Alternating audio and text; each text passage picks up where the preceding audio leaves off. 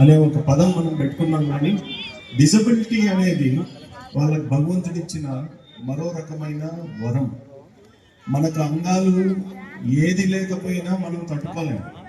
ఒకసారి కాలు ఇరిగితే ఒక వీల్ చైర్ మీద కూర్చోవడం ఎంత నరకం ఉంటుందో వాళ్ళకి శాశ్వతంగా కొన్ని అంగాలు ఉండవు.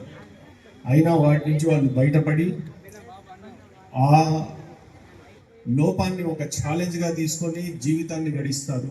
ఆ ఛాలెంజ్లోనే వాళ్ళు వాళ్ళ ప్రతిభను వాళ్ళ పాఠవాలను చూపించుకుంటూ విజయ తీరాలకు చేరుకుంటారు.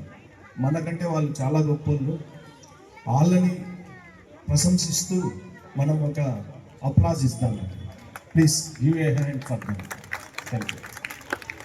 తర్వాత honourable national legal services authority నుంచి ఈ మనోన్యాయ అనే ప్రోగ్రామ్, ఆ తర్వాత legal services for the children LSUC అనే ప్రోగ్రామ్, ఇవన్నీ లాంచ్ చేయబడ్డాయి.